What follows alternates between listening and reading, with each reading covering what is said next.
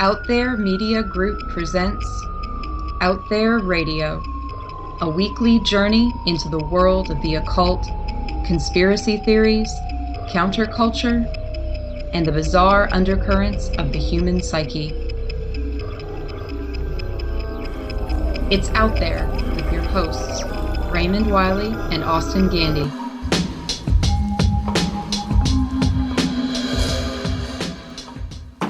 Welcome to episode 60 of Out There Radio. My name is Raymond Wiley. And I'm Austin Gandy.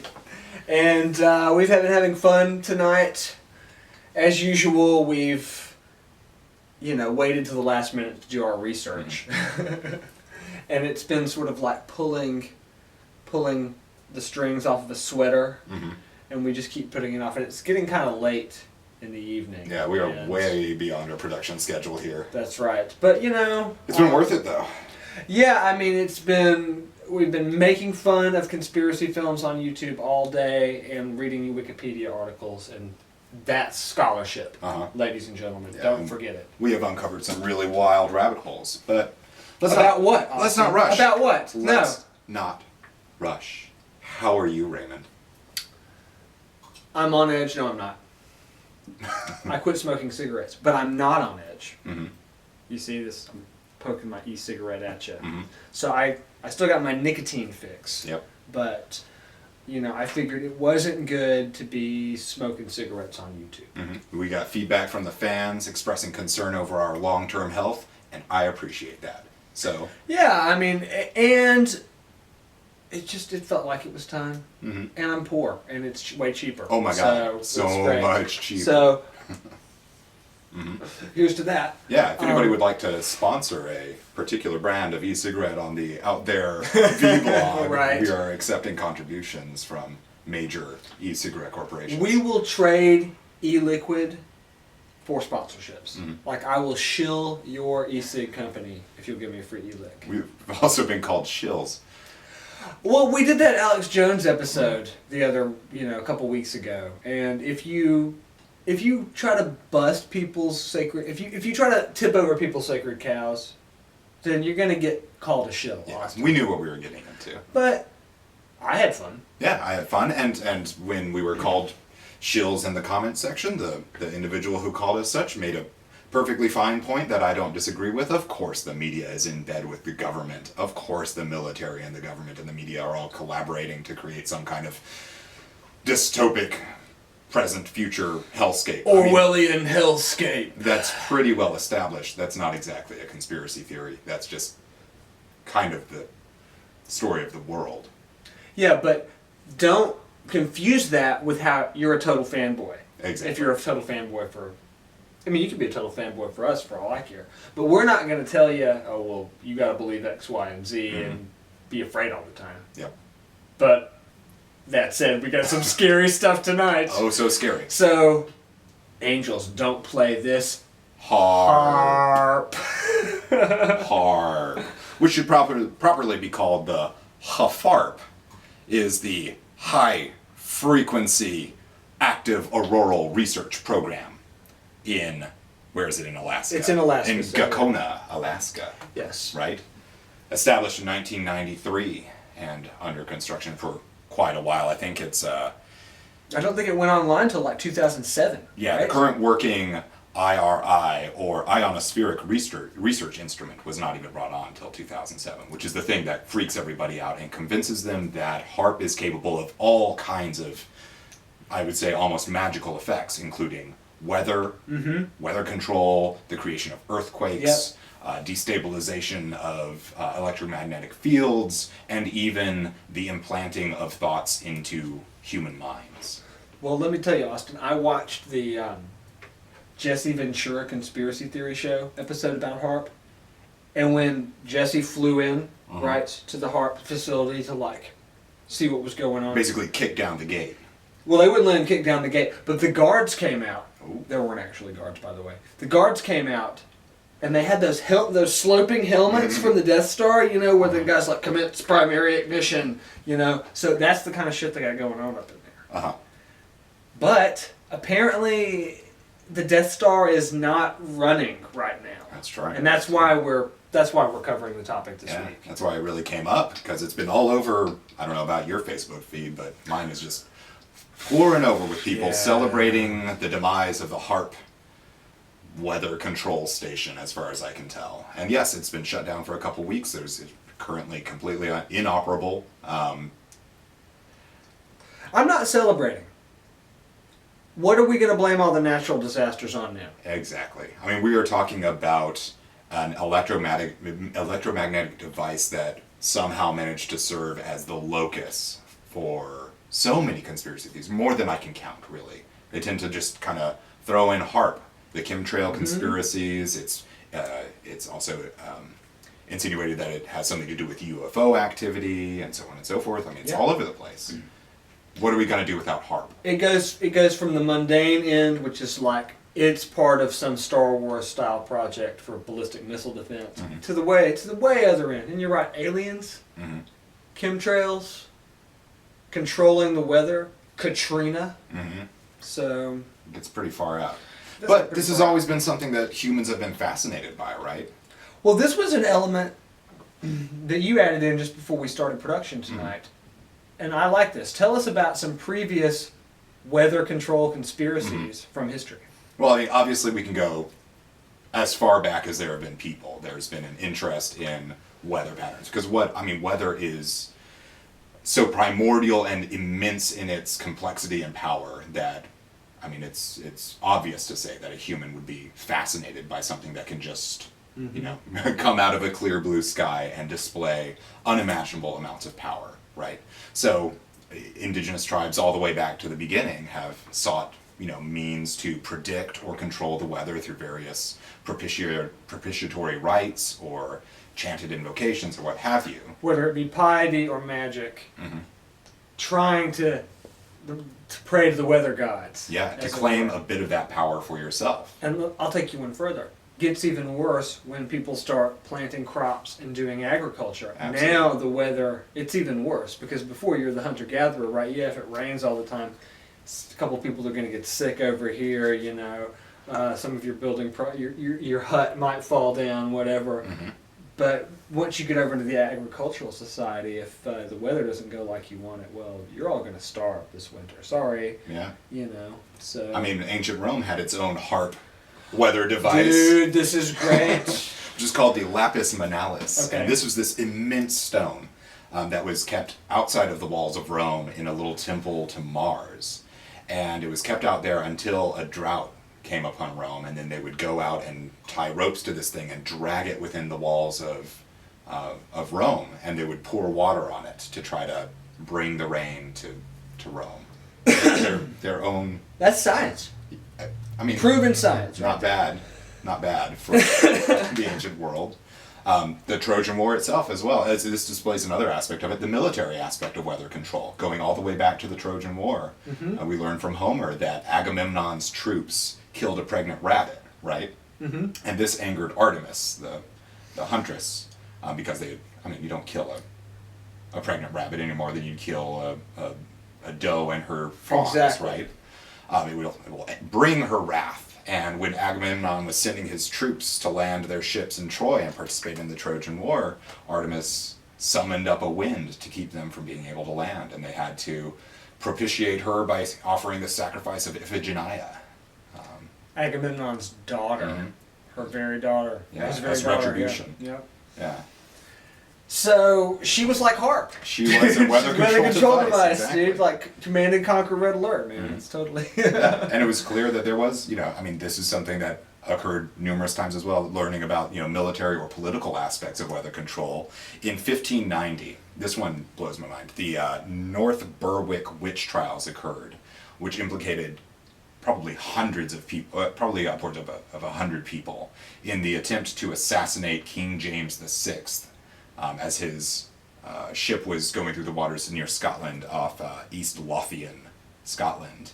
And apparently these witches went out to this particular, cliffside outcrop or whatever and attempted to, submerge the ships of King James VI, or at least that's how the story goes.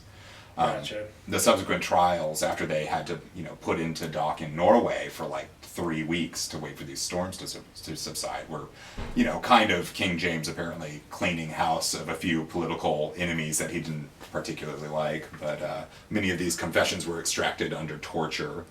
It's like of course. the English Inquisition, Very as it much so. were. Gotcha. So, but none of these things really do very good job controlling the weather, it seems like. Right.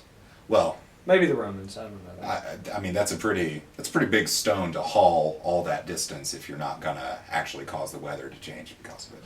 Well, we won't let them in on it. Mm. Well, that's all in the past now. Anyway, we've got HAARP now. Right. It's prior to now. It has Okay. been the domain of religion and magic to attempt to control the weather, and now it since is the turn of the either. last century, Got it. all of a sudden, science begins to show its hand and try to take the reins of the power of the gods. Not just science, but the speculative and narrative building nature of man and the way he wants to. If weather control is a thing, in some people's minds, if weather control is a thing that exists, then it is something that, by that definition, people are trying to do. Yeah. Now, that is not necessarily true, but HAARP becomes the magnet, right? Yeah. And so what is HAARP? Right. So, it's confusing. And this, I think, is one of the reasons why it's such a magnet for conspiracies, is it is a very technical series of devices designed to generate activity in the ionosphere. The IRI we talked about earlier, the ionospheric research instrument, is basically a mega antenna designed to project high-frequency waves into the ionosphere and cause a particular area of it to become excited. And this has numerous applications, including studying the effects of, the aurora in the ionosphere and so on and so forth, but also seeking ways to capitalize on the specific activity of plasma in the ionosphere to broadcast radio waves over extreme long distances, to intercept or interfere with electromagnetic communications, or the signals controlling a rocket or a missile or what have you. These are all things that, on paper, HAARP is designed to be able to do. And looking at the patent, as far as I can tell, totally legit, submitted in 1983 and I think accepted in 1987, it does look like they were trying to secure some nice fat funding from DARPA by emphasizing the degree to which it would be a useful tool in disturbing and interfering with enemy communications, basically causing a blackout of communications in specific areas around the globe, because the signals from HAARP could be bounced off a satellite or what have you, and you could basically just shut down an entire nation's But this communication is only, you have to infer this, reading the patent. Right. It is what the patent basically says it will be able to do. And that's, okay, I want to talk about that before we even go on into the history of HAARP, is that you read the patent, you read some of the original documentation, and it seems almost like, I won't say a boondoggle, because there are obviously scientific applications for the array, but almost as if like it from the very beginning made itself a magnet of conspiracy theories by playing up its military applications in an effort to get funding. Absolutely. And now where are we now? We're talking about the story because there is no funding anymore. And let me tell you, Austin, if they could control the weather and start the Fukushima tsunami and all this stuff, they wouldn't be shutting the facility down. Indeed. And they wouldn't be juggling between private civilian contractors to run the place. And Jesse Ventura, when he came in on his helicopter, might have seen some armed guards. But anyway, well, I mean, it only lingers for a second, but it does definitely say in the patent application itself, it has the capability of, basically superheating some part of the atmosphere and causing a non-linear sort of, because you cause this little disturbance here, it causes a kind of a cascade effect, and weather manipulation is possible, and it even suggests that it could focus basically the atmosphere like a lens and what does it say? It says, and apply a vast amount of solar radiation to a specific area. So yeah, I mean, it suggests that it might be capable of doing that. Yes, but if it were, maybe this. Mm-hmm. I got it, Austin. This is just the first step. Ah. Okay, Mm-hmm. they're going for full-on command and conquer super weapon at the end of this. Let's talk about super weapons when we come back, because Okay. we've got to blow the lid off the Nikola Tesla connection. That's to right. HAARP. HAARP. We'll be right back. We're back. Austin. Nikola Tesla. And the HAARP connection. What is he? Ultimate search engine optimization tool. Put yourself some Tesla on something, you're gonna get some hits. Mega clickbait. That's right. Yeah. So if you say that Tesla did something and that technology is being used now, extra clicks. And I don't think there's a single episode we've ever done where I didn't at least try to figure out if Tesla could be roped in. But this is legit. This connection is very strong. That part of your mind that's looking for connections is Yeah. always thinking about Tesla, it. Tesla, Tesla. Who was he? Well, okay, so Nikola Tesla is the much lauded inventor of alternating current. He was a contemporary of Edison and is currently the internet's, I think, like mascot or something. He's enjoyed a real renaissance. Him and Grumpy Cat. Yeah, basically, the patron saint of internetdom. And he's famous because not only was he a brilliant inventor with almost paranormal, and often it's insinuated that he did have paranormal or UFO related powers or visions or what have you. He was that brilliant. He was also very, I guess he was a bit of an eccentric. He had some ideologies that were very much at odds with ideas like Edison's or the investors like J.P. Morgan of his time.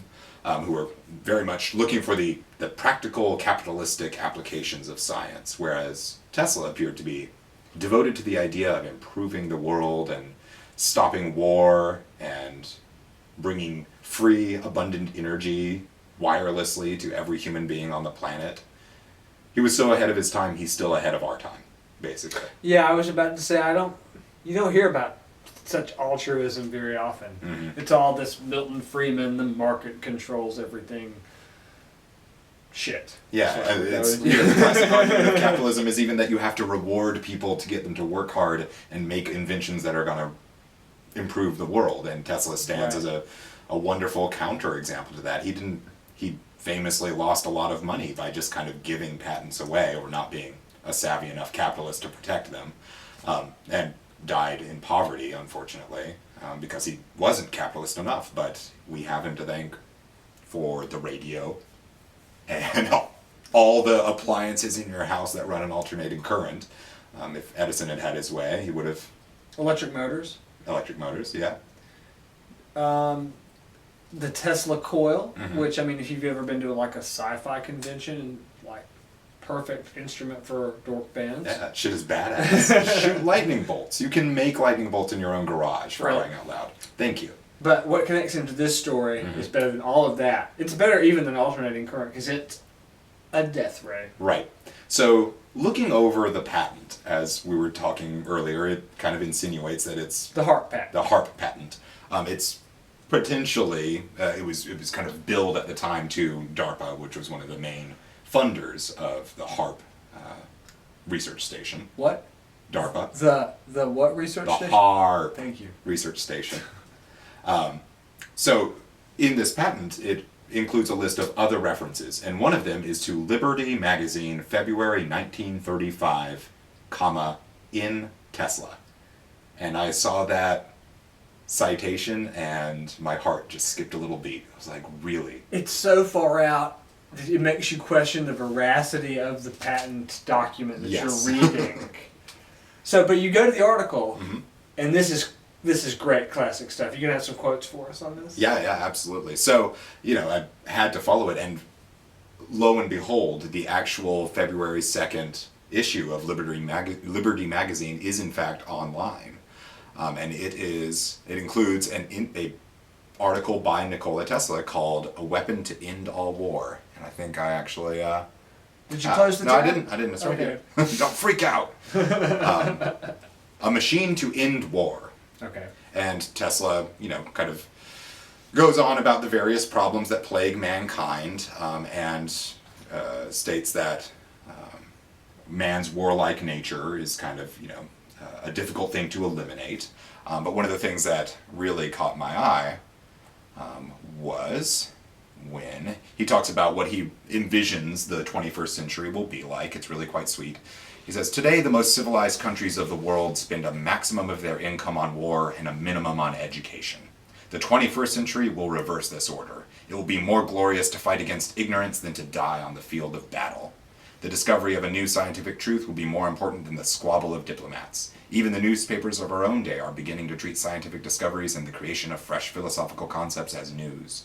The newspapers of the 21st century will give a mere stick-in-the-back pages to accounts of crime or political controversies, but will headline on the front page the proclamation of new scientific hypotheses."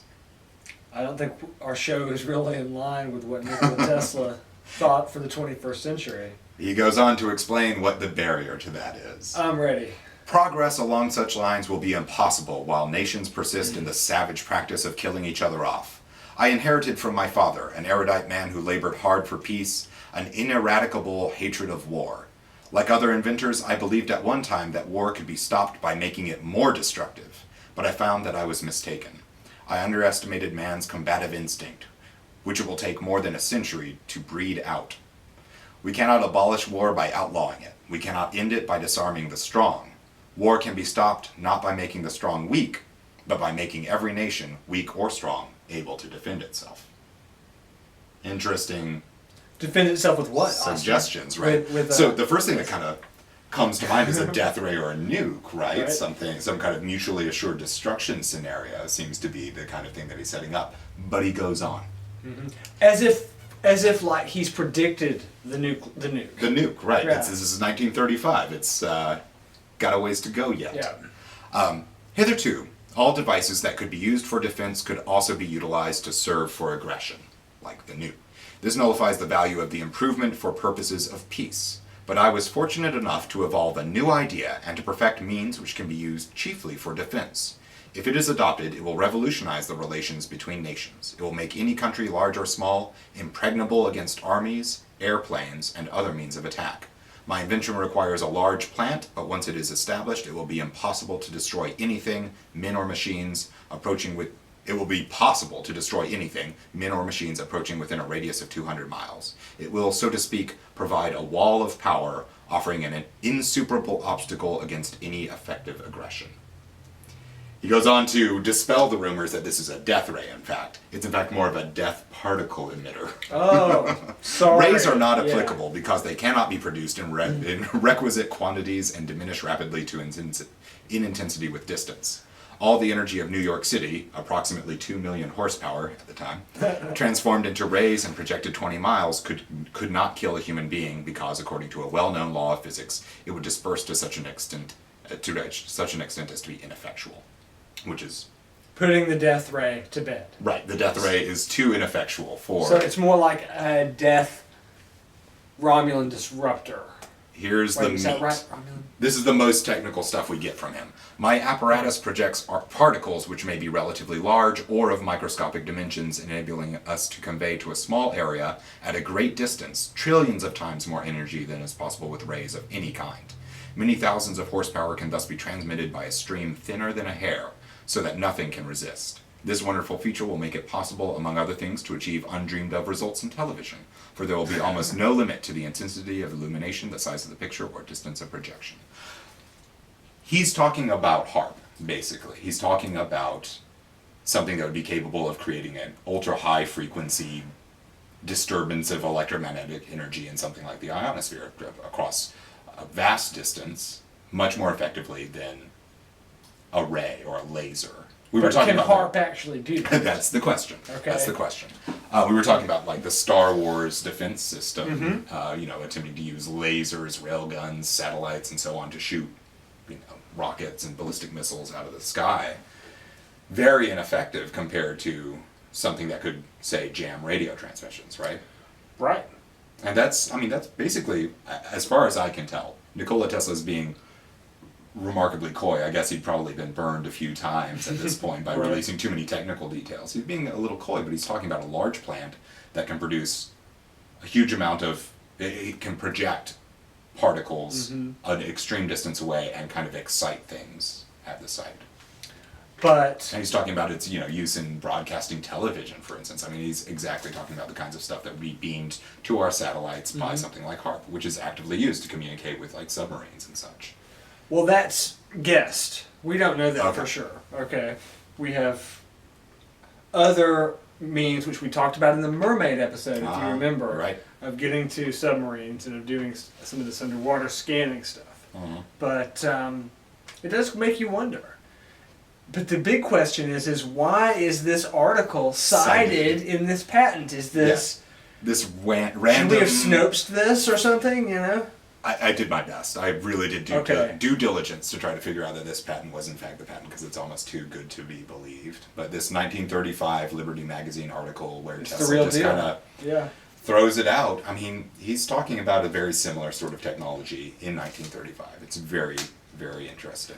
So anyway, I assume it was used by, the drafters of the patent as kind of inspirational background. Like, well, what if we And could do maybe that? as, once again, fodder for DARPA people, fodder for people looking for advanced weaponry as a way to get money in. Yeah. I And- I can see that. Let's give credit to the patent drafter and to DARPA for being in on the whole Tesla craze before it was cool on the internet. Well, I mean, how many things with DARPA have we talked about so far on this show where, they're looking to, put cameras on bugs and remotely control cockroaches and build robots that can fight on the battlefield, or an oracle that can teach you tell you what the next move you need to make with your unit is and, predict what's going to happen. The gay bomb. Gay bomb. I mean, we're talking about the research arm that actively investigated whether you could weaponize homosexuality in a pheromone bomb.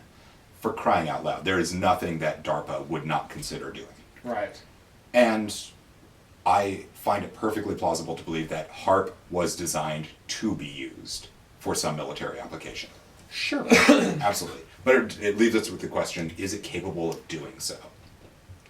And if so, why in God's name would it run out of funding? Or why would they leave it in the hands of, it's a government-owned, contractor-operated facility that largely is relied upon by various research universities for atmospheric data. Okay, that's the other thing. It's like you can get a tour every so often. Jesse Ventura can't. Yeah. Oh well, he didn't want to wait. He didn't want to wait 2 years or That's whatever. it. And he's the governor, right? He's a former Navy SEAL. That would have let him in.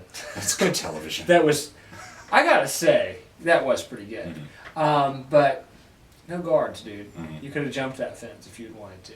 And that's, so much unlike something like Area 51 where they have a sign up and it's like, okay, it's well-known magnet for conspiracy theories also, but for a reason, there's a sign up that says we can shoot you if you go past this line, stay back. And you think if it were something that sensitive, it would be if it were like a new by the military. yeah, thank you. If it's the loud. next Manhattan Project and we're secretly waging war on all these other countries and everything, using it, where are the guards, dude? Where, and why the civilian contract? Yeah, it wouldn't show up on Google frickin' Earth for crying out loud. Dick Cheney's house isn't on Google Earth. maybe Do you think the super weapon of the New World Order would be on Google Earth? Right. Well, maybe they predicted that we would think this. So hiding in plain sight is the safest thing of all. That's right. Except, what about all of the people that are less skeptical than we are that just think it's a conspiracy anyway? See, there's no policing everybody. That's true. So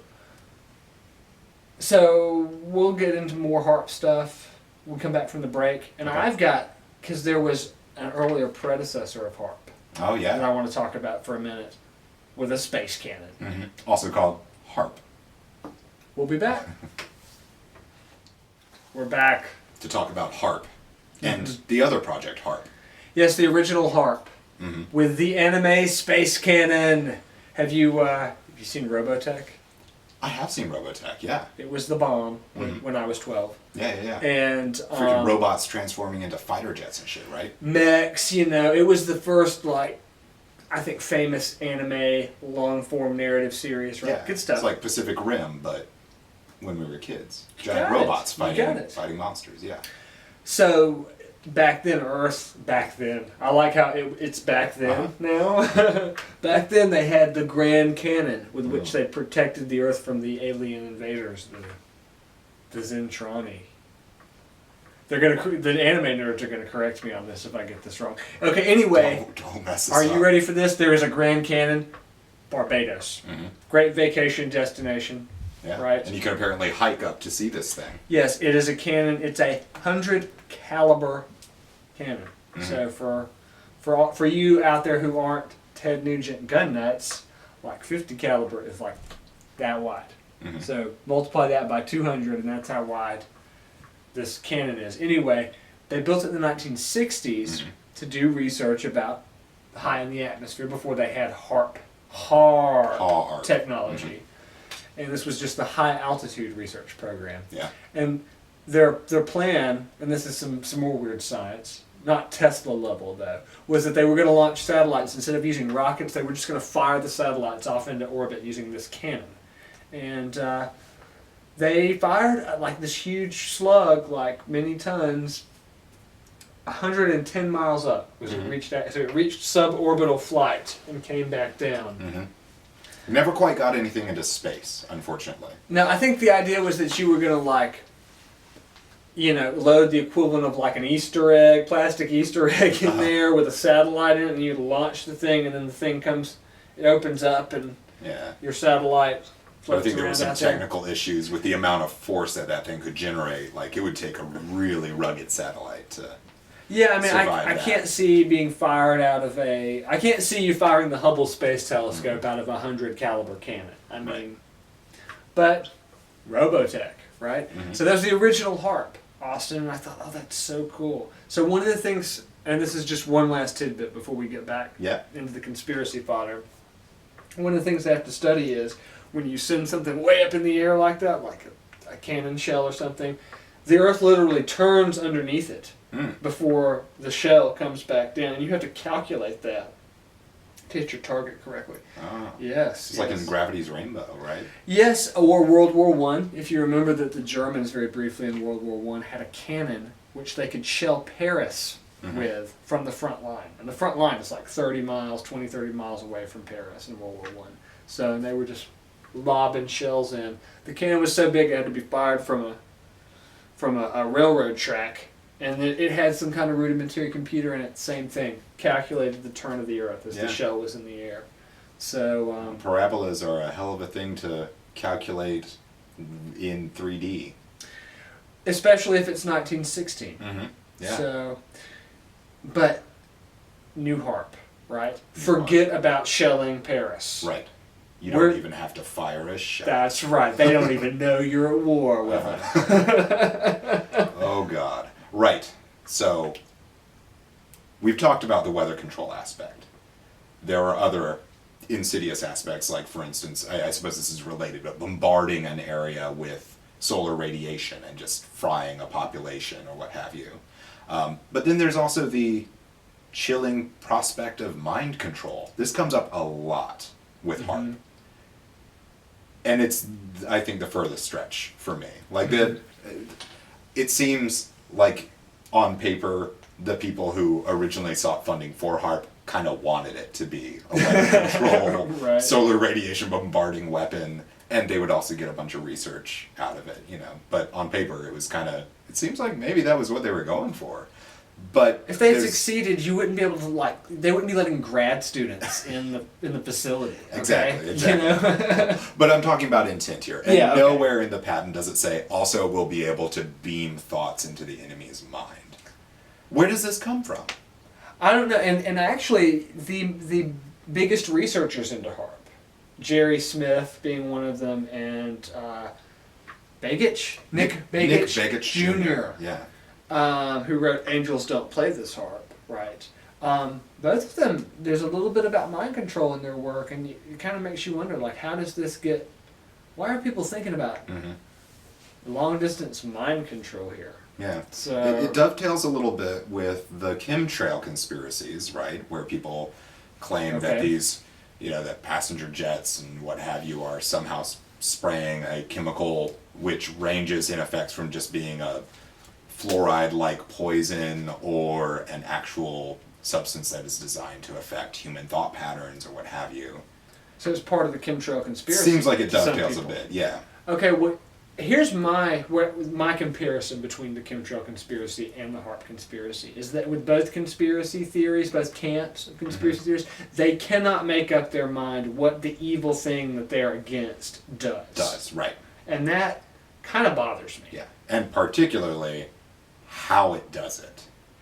I didn't get that from any of the YouTube stuff or any of the documentaries that I watched. None of them went to the lengths to explain it. And you're right, it's the same way with chemtrails. If you watch the film, the most famous film about chemtrails, Austin, it's called What in the World Are They Spraying? Right. And I watched this film in horror, because I got to the end of it and I'm like, they're not going to tell us anything actually about their theory about what chemtrails do, how they work, or any proof that they are. And let me throw this out while I'm on the topic and while I'm getting all annoyed. Right. I'm getting riled up about this. Okay, if chemtrails are a real thing, you can prove it. Are you ready? It's called a spectrometer or spectroscopy, I believe is the word, right? If you can tell what kind of chemicals make up a star that is bazillions of light years away. Yeah. Bazillions. Bazillions. We have that technology. You can tell what the chemical makeup of a gas coming off the back of a jetliner is in the atmosphere. Correct. Prove me wrong. If I'm wrong about this, please tell me. But if I'm not wrong, then chemtrails, we should have been able to prove this and put the guys in court and put them under the jail by now because it would seem like you'd have a smoking gun. HAARP, instead of just a bunch of hot air.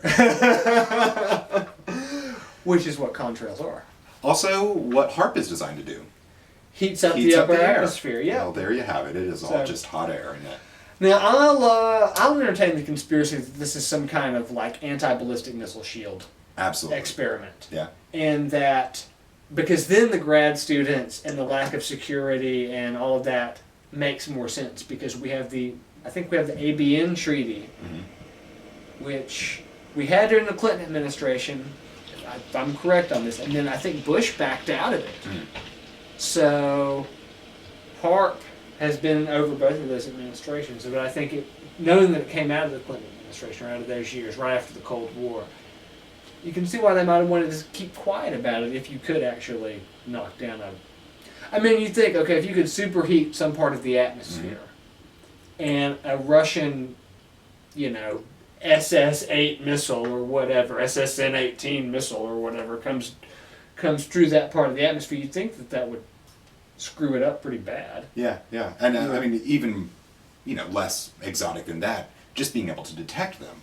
Like, the disturbance that various missiles and their sizes, the kind of plume that they leave behind as they move through the atmosphere would be something detectable by something like HAARP. That's right. Which is not just a transmitter, but is also a huge array of receivers. Okay, and that makes sense because a lot of the reason, it wasn't just the treaty that kind of killed Star Wars and killed the idea of ballistic missile defense, but the idea that it was so expensive and then that for so much cheaper than you could shoot down a missile, you could put a countermeasure on a missile that would fool your $1 trillion system and the super laser ends up shooting at a balloon over here instead of a warhead. And so something like HAARP maybe could be able to detect, this is just speculation, but something like countermeasures on missiles. Yeah, and that is what the majority of the patent itself talks about, is its use as a detection device and a communications device. Okay. 99% of that patent is that. And there's like one sentence where it's like, oh, maybe we could also make tornadoes with it or whatever, like right at the end. But yeah, that is totally plausible, and it would seem like it would have the capability to do so, because it does create a vast amount of energy, but not enough, it would seem, to start a hurricane somewhere, but enough to broadcast, the equivalent of, high-power radio signals pretty much anywhere in the world. Absolutely. Including your brain. And there's the brain thing, right. So this isn't actually all that far out. It disturbs me and freaks me out to say that, but we brought up DARPA earlier, and there is a technology, it does exist. You can make people hear something as if it is originating from their own heads. You can make somebody hear something in their own mind. It's even been used, I think that DARPA was attempting to find some way to basically like put it into like a little cannon where you could point it at somebody basically. They figured out how to put it in trains in Europe. I swear, I read this article. I think it's in Germany. No? There's an advertising agency. Oh no. Are you ready for this? That has this technology, and they've put it in the windows of the train. So if you're commuting home on the train and you lean over and your forehead touches the glass, get ready for your Der Spiegel ad or whatever, you know. Mm-hmm. It's pretty good. But, I mean, the idea of, like, beaming that to you, Austin, in Athens, Georgia, or reaching out and, like, dragging Hurricane Katrina up so it hits New Orleans. I mean, it seems a little far out. It seems far out to us, right? But there are researchers out there, like we mentioned before, and I think we should talk about them for just a minute as we're closing. We're getting towards the end of the episode, and so if you want to research the conspiracy theories around HAARP more, Jerry E. Smith, right, who's written a book about HAARP and then another book about weather control. I believe he runs a publishing company called Adventures Unlimited Press. And they used to send us their catalog. He used to send us books back when we were doing the second season of Out There and some of the disinfo stuff. And it's good to shout them out.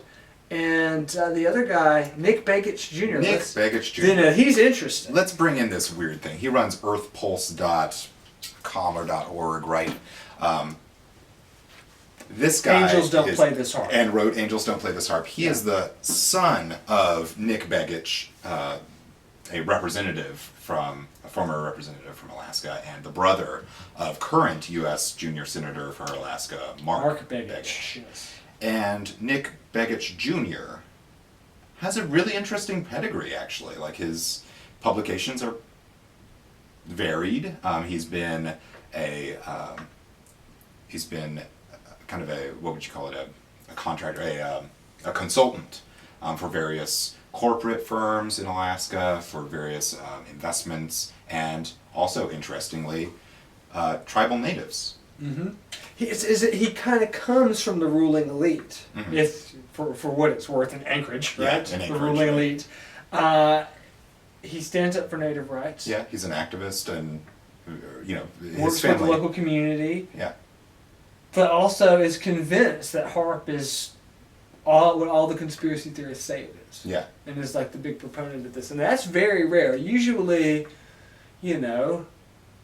they have the more Alex Jones background, some of these folks. Leaning a little more right. Yeah, like don't come from money, they come from middle class, suburban backgrounds, a lot of them, whatever. Not this guy. Yeah. Now this is the bit that I can't make sense of. So, he is a formal tribal administrator and village planner for the Chickaloon Village Council, which is an Athabascan, Alaskan Native community, right? Okay. The Athabascan it's kind of a tribal identity that extends beyond the Chickaloon area. There's Athabascans in Anchorage and what have you. The strange thing about HAARP is that while it is currently shut down, it's not shut down forever. It's just on hiatus. It's pending a new contractor coming in. It's government-owned, contractor-operated.